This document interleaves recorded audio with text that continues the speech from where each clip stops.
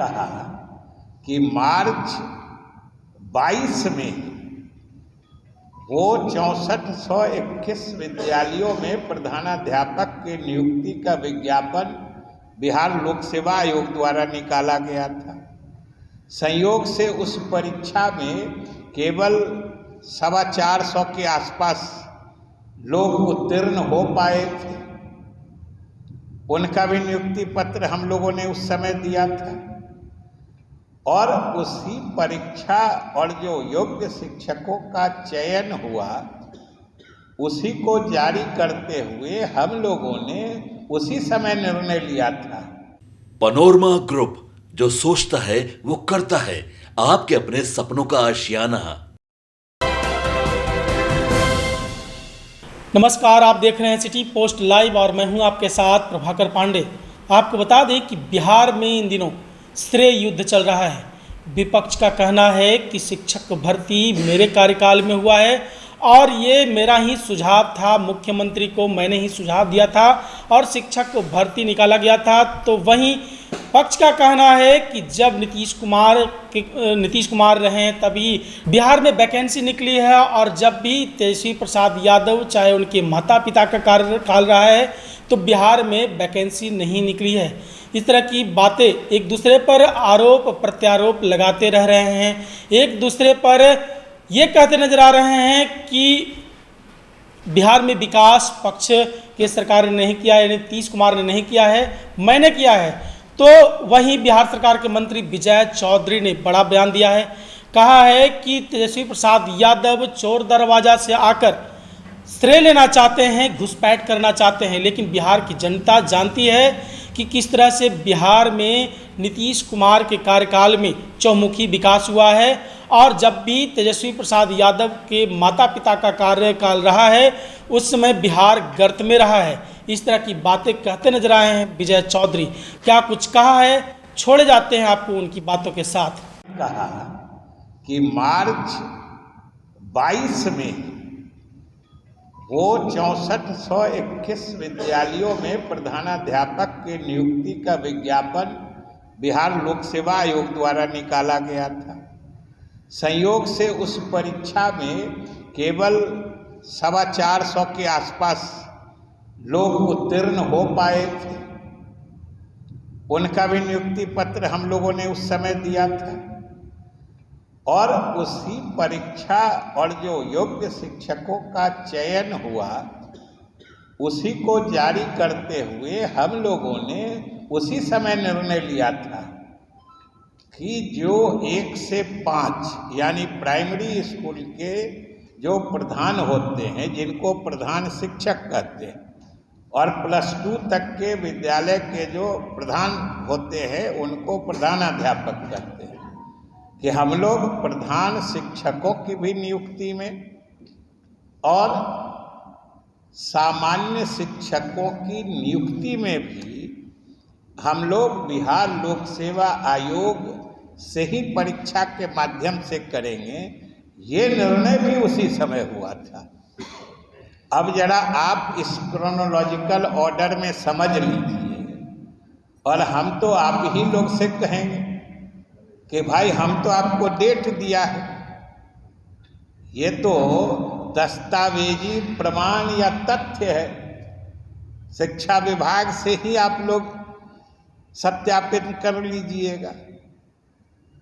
तब इस तरह का ये एक तरह से कहिए भ्रामक प्रचार या जबरदस्ती श्रेय लेने की होड़, ये आप ही समझ सकते हैं और बिहार की जनता देख रही है जो ये क्या चीज है। और सही बात ये है कि आज राजद सहित तमाम विपक्षी दल की हालत यही है कि एक तरफ तो वो हमारी उपलब्धियों को नकार नहीं सकते हैं, क्योंकि बिहार के किसी कोने में किसी दूरस्थ पंचायत के किसी वार्ड में चले जाएंगे और नज़र घुमा के देखेंगे तो उनको हमारी उपलब्धियां यानी नीतीश कुमार के सरकार की उपलब्धियां हर कोने में बिखरी नजर आई, इसलिए नकारने की हिम्मत है नहीं।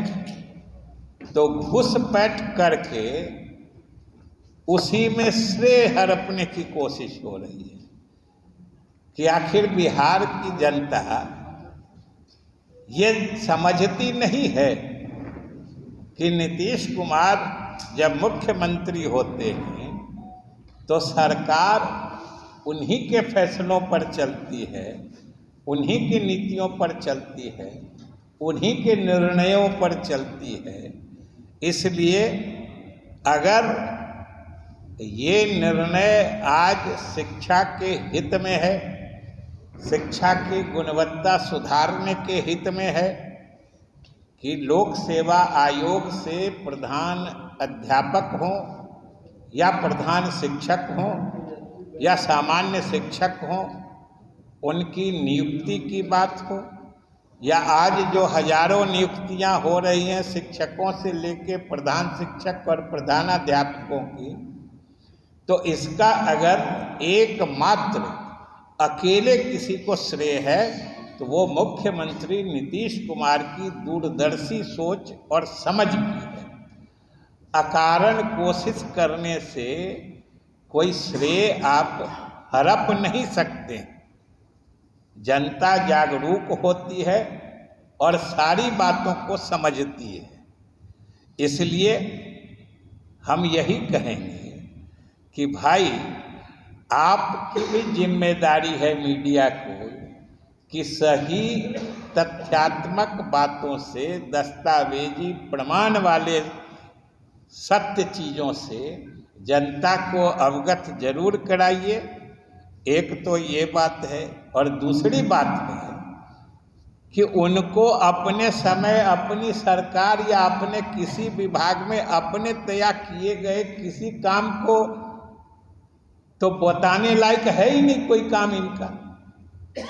तो अपना कोई काम, अपनी कोई उपलब्धि बता ही नहीं सकते हैं। तो जो हमारी उपलब्धि है उसमें अनावश्यक घुसपैठ करना, ये बिल्कुल समझिए कि एकदम गलत बात है, निंदनीय बात है। मुख्य रूप से हमको यही बात आपको फैक्ट मतलब सत्य तिथियों के साथ हमने इसीलिए बताया कि अगर आपको कभी इन चीज़ों से सामना पड़े या आपके माध्यम से जनता को भ्रमित करने की कोई नेता कोशिश करें तो आप इन बातों को जरूर इनका उद्धरण दीजिएगा। इसीलिए हम आप लोग को